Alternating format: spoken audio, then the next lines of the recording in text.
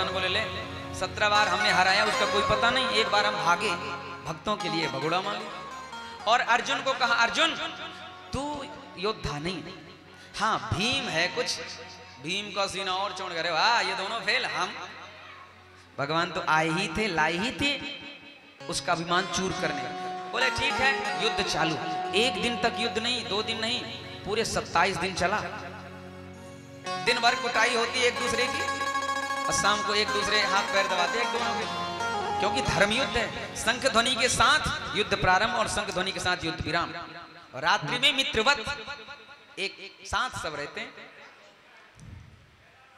एक 27वां दिन जब हुआ तो शाम को भीम दादा कृष्ण जी के पास आए, बोले प्रभु अब भाग चलो रात में। बोले क्यों?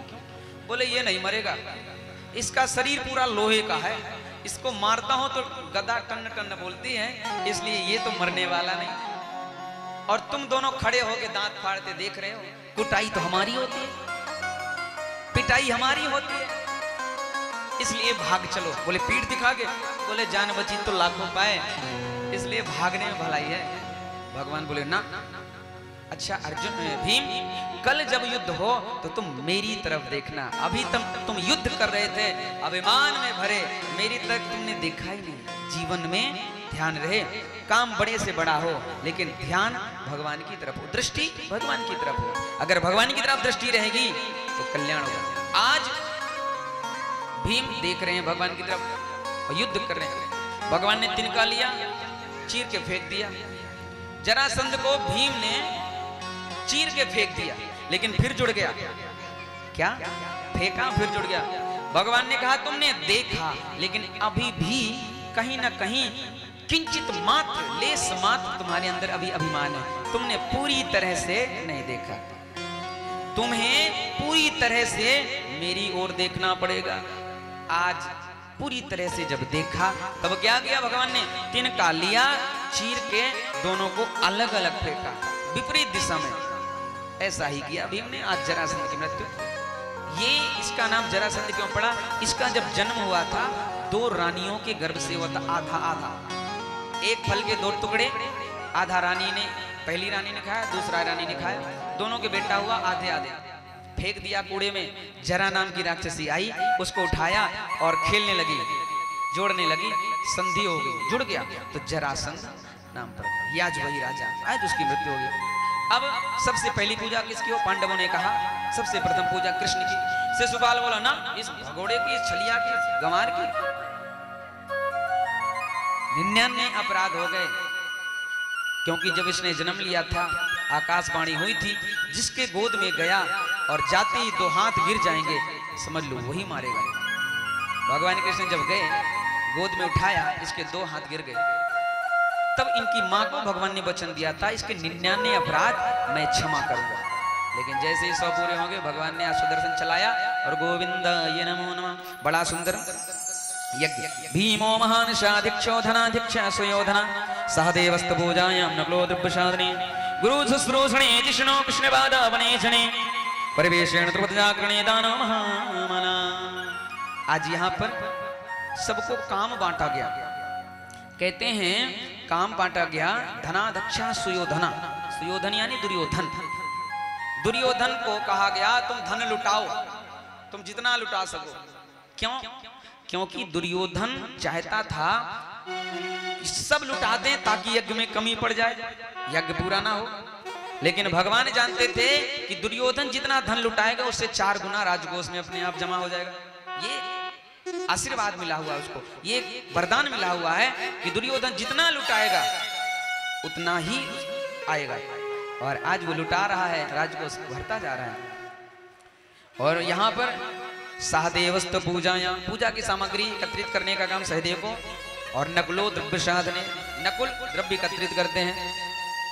और भगवान श्री कृष्ण आज पत्तल उठाने का और कृष्ण पादावने, पादावने जने, अतिथियों के पैर प्रक्षालन। हम लोग कितनी बड़ी भूल करते हैं, अतिथियों को बुलाते हैं, बड़े बड़े आयोजन करते हैं, लेकिन जूठन उठाने वाला, पत्तन उठाने वाला, झाड़ू लगाने वाला हम नौकर रखते हैं। ये हमारा दुर्भाग्य है। क्यों? सबसे ज्यादा पुण्यदायी यही है, झाड़ू लगाना, जूठन उठाना, जो कि स्वयं साक्षात भगवान ने कृष्ण ने किया। बोले बांके बिहारी लाल की जय, जय जय श्री राधे श्याम। और द्रौपदी को आज्ञा मिली कि आप परोस गाई करें। द्रौपदी के पास एक 6 पात्र था। ये द्रौपदी हम सब हैं, ये जितनी माताएं हैं सब द्रौपदी हैं। और कहते हैं द्रौपदी को वरदान था कि द्रौपदी परोसने के बाद अंतिम में भोजन करेगी, और अगर वो भोजन कर लेती है उसके बाद उसका अक्षय पात्र समाप्त। उससे भोजन अगर वो मांस धो के रख देती है तो फिर उससे किसी अन्य की सेवा नहीं हो सकती। अब भोजन परोसगाई नहीं हो सकती। जब तक द्रौपदी नहीं खाएगी तब तक कितने भी आ जाओ वो भोजन। इसलिए माताओं के लिए कहा गया है जो माँ पहले खा लेती है उस रसोई में कभी बरकत नहीं होती। इसलिए माताओं के लिए कहा गया है कि सबको भोजन कराने के बाद वो अन्नपूर्णा है। माँ को अन्नपूर्णा कहा गया है, स्त्री को अन्नपूर्णा कहा गया है। और जब अंत में वो भोजन स्वीकार करती है तो उस घर में सदा अन्नपूर्णा का वास होता है। लेकिन आजकल हमारी माताएं कड़ाही में से निकाल के नमक कम है या ज्यादा है, गरम फूंक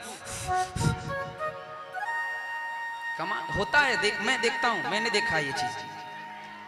कुछ तो बाहर निकाल के ठंडा करके खाते हैं। मैंने कुछों को देखा है बढ़िया आलू दम बन रहा हो तो थोड़ा गरम गरम और बस थोड़ा नमक कम है, फिर बोले सबरी हैं हम, सबरी। बोले हम सबरी हैं, चख के खिलाएंगे राम जी को। लेकिन ध्यान रहे सबरी कैसे चखती थी। एक पेड़ के एक फल को खा लेने से पता लगता है कि इस पेड़ के फल मीठे हैं या इस पेड़ के फल खट्टे हैं। ये नहीं कि आधा खाया और अब रखेंगे इसको। अगर हम सोचते हैं कि हर बेर को चख के रखती थी तो ऐसा नहीं है। जिस पेड़ के फल मीठे होते हैं सबरी को लगता है ये फल मेरे राम जी के लिए। बोलिए कृष्ण कन्हैया लाल की। तो माताओं ये ध्यान रखा करें, आप सबको भोजन कराओ, इसके बाद भोजन करो, फिर देखो कभी अन्नपूर्णा की कमी नहीं होगी। साक्षात लक्ष्मी की कृपा रहती है। सबको भोजन करो। बोले क्या करें पति देव शाम को 4 बजे आएंगे तो क्या भूखों मरे? बात भी सही है। तो आदमी वहां चुप हो जाता है। तो बोले विषम परिस्थिति में आप भोजन बनाओ तो भोग लगा दो, भगवान को भोग लगा दो, प्रभु को भोग लगा दो। और जितना तुम्हें प्रसाद पाना है रसोई में जूठन नहीं हो, रसोई जूठी नहीं हो, ये ध्यान है। उसको अलग लेकर के अपना बड़े प्रेम के साथ स्वीकार करो। स्थिति है अगर ऐसी परिस्थिति बनती है तो। जय जय श्री राम।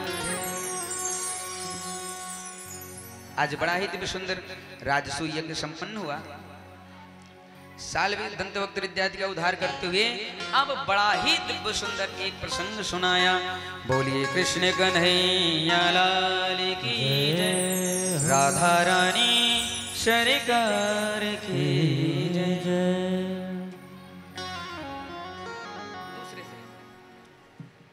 आज एक शिव जी का भजन आपको पल्ले तो नहीं पड़ेगा, पर मिथिला के हमारे झाजी बैठे हैं तो आज मन करता है एक मिथिला का भजन गाया जाए शंकर जी का। आप समझ जाएं तो अच्छी बात है, वैसे उम्मीद करते हैं समझेंगे। किसी ने बहुत अच्छी बात कही है। एक भक्त पूजा के लिए शिव जी के पास जाता है और कहता है हम पुजारी हैं, आप यहाँ आए हैं, आप द्वार खोलो, हम आपकी पूजा करना चाहते हैं। और क्या कहते हैं? पूजा के हेतु शंकर आयल छी, हम पुजारी गावै छी हम नचारी।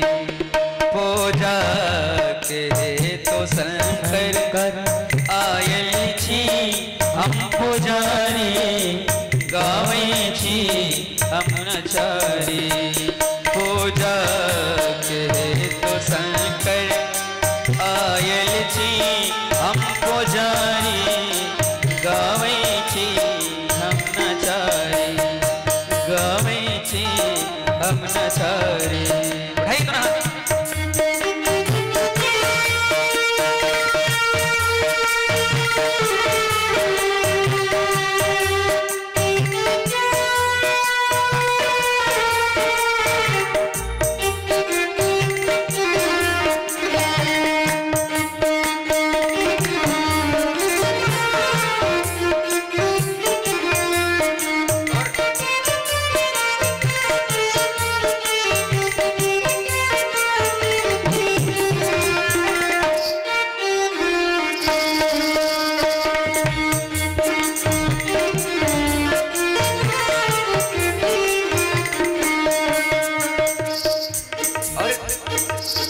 कहते हैं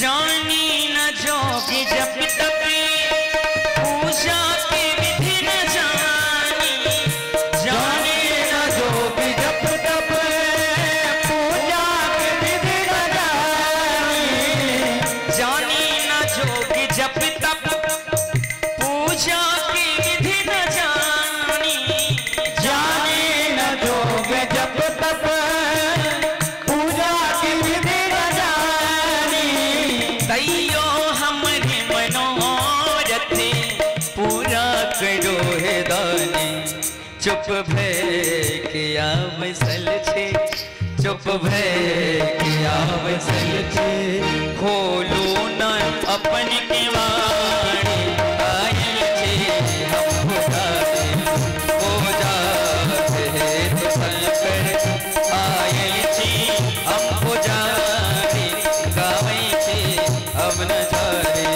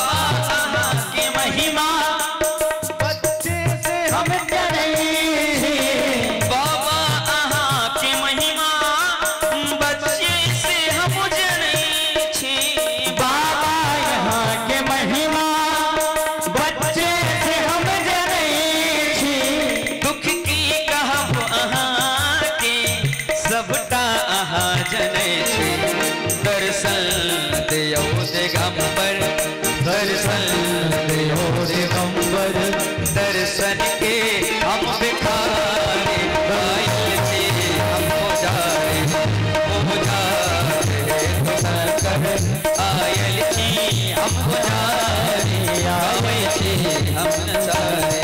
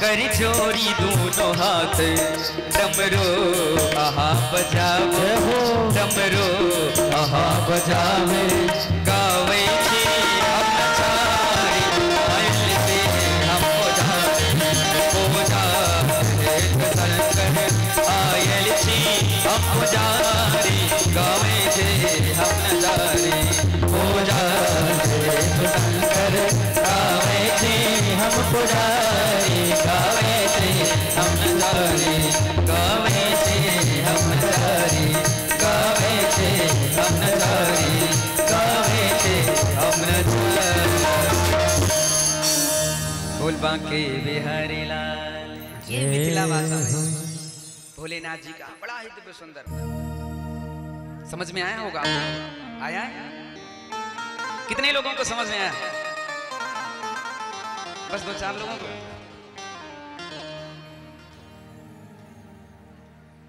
जय जय श्री राधे।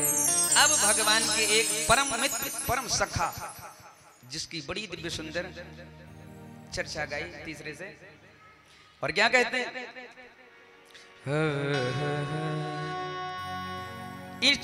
भगवान के परम मित्र के बारे में जो कहा है सुखदेव बाबा ने,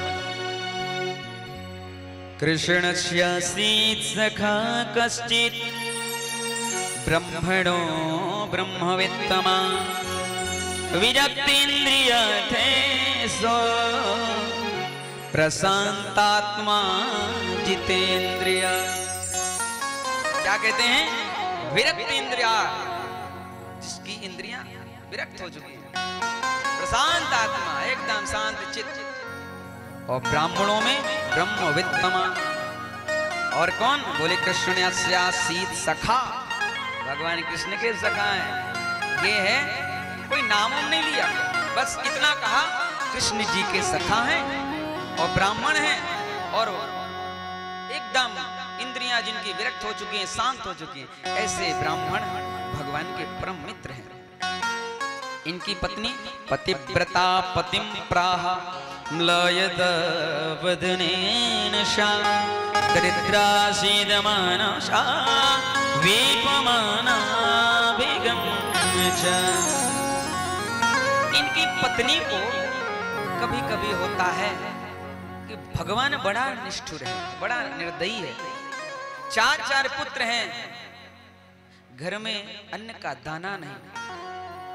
प्रत्येक क्षण अपने पुत्रों को ये कह करके सुला देती है कि बेटा अभी अभी बटलोई चूल्हे पे टंगाई है, भोजन बन रहा है, थोड़ी प्रतीक्षा करो, खाली पानी डाल, यूं ही घुमाती रहती है। बालक प्रतीक्षा करते करते सो जाते हैं, प्रतीक्षा करते करते बालक सो जाते हैं। लेकिन धन्य है सुदामा जी, कभी भगवान से शिकायत नहीं करते। ये सुशीला तो कर देती हैं कि भगवान तो बड़ा निष्ठुर है, सुना है तेरे 1000 आंख हैं, तू तो सब कुछ देख लेता है, फिर भी क्या तुझे मेरे घर की चौखट दिखाई नहीं पड़ती। लेकिन धन्य है सुदामा, कभी नहीं। जितना दिया सरकार ने बहुत दिया है। क्या दिया है? बोले केवल शरीर ही नहीं, इतनी बड़ी कृपा की है कि कम से कम उसका नाम तो ले पा रहा हूं। नाम धन सबसे बड़ा धन, नाम धन। बोलिए कृष्ण कन्हैया लाल की जय। सुदामा जी कभी शिकायत नहीं करते, कभी कुछ भी नहीं कहते, केवल और केवल भगवान का निरंतर भजन भजन भजन। और हर क्षण भगवान को धन्यवाद देते हैं कि प्रभु तेरी बड़ी कृपा है। अरे तूने तो बहुत बड़ा उपकार किया है। क्यों उपकार किया? दुखों से अगर चोट खाई न होती, अरे तो कान्हा तेरी याद आई न होती। जीवन में अगर दुख नहीं मिलता तो तेरा सुमिरन नहीं होता। किसी ने कहा कि भगवान कृष्ण के हिस्से का सुदामा ने चना खा लिया, इसलिए गरीबी दरिद्रता आ गई। लेकिन मुझे ये बात रास नहीं आई। तब एक भक्त कहते हैं कि पता है सुदामा ने उस चने को क्यों खाया? सुदामा ने उस चने को क्यों खाया? तब कहते हैं सुदामा को भली प्रकार ज्ञात था कि जो ये तंदुल है इसमें दरिद्रता का वास है, इस चने में दरिद्रता का वास है, इस चने को जो खाएगा वो दरिद्र हो जाएगा। सुदामा को लगा मेरा मित्र नहीं खा जाए, कहीं मेरा मित्र खा लेगा तो दरिद्र हो जाएगा। अरे मेरा मित्र दरिद्र ना हो, मेरा मित्र गरीब ना हो, इसलिए उस चने को मैं ही खा लूं। और सुदामा ने वो चने खा लिया। ये भाव मुझे बड़ा अच्छा लगा, बड़ा भाग गया। हो सकता है यही सच्चाई है। सुदामा कभी भगवान से शिकायत नहीं करते, कभी कुछ नहीं कहते।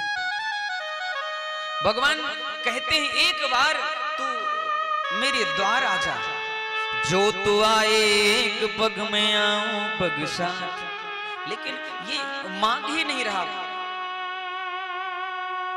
अरे कम से कम एक बार तू तो कहे कि हे गोविंद मुझे भी दे, लेकिन वो कभी मांगने वाला नहीं। तब रहा नहीं गया और कहते हैं कि अंत में मेरे प्रभु ने एक लीला की, एक भक्त के भाव कि आज भगवान एक ब्राह्मण का वेश बना करके सुशीला के द्वार पर चले और कहते हैं भिक्षाम देहि। सुशीला ने ये कह करके भिक्षा नहीं दी कि मेरे यहाँ तो दरिद्रा ने जन्म लिया है, सोबर है, कैसे आपको कुछ दूं इस अवस्था में। तब भगवान ने कहा, अरे देवी तुम तो उस सुदामा की पत्नी हो जिसका मित्र द्वारिका का राजा, धन्य है सुदामा। ब्राह्मण इतना कहकर चला गया, लेकिन सुदामा के आने पर सुशीला ने पूछा, क्या आपका कोई बचपन का मित्र आज द्वारिका का राजा है? अरे देवी तूने तो धन्य कर दिया, आज तू बड़ी भाग्यशाली है, आज तूने उसका स्मरण किया। राजा ही नहीं, अरे वो तो मेरा मित्र बचपन का लंगोटिया यार है। तब कहा सुशीला ने कि क्या आपको अपने मित्र की याद नहीं आती? क्या आपको नहीं लगता कि आपको अपने मित्र से मिलना चाहिए? थोड़ी देर को सुशीला को लगा कि अपने मित्र से अगर ये जाकर के कुछ याचना करेंगे तो कुछ मिलेगा। तो हे नाथ, आप अगर अपने मित्र से मिलने जाएं, हो सकता है वो हमारी कुछ मदद करें। इतनी बात सुनते ही सुदामा को अच्छा नहीं लगा और कहते हैं, अरे बाबड़ी ये तू क्या कह रही है?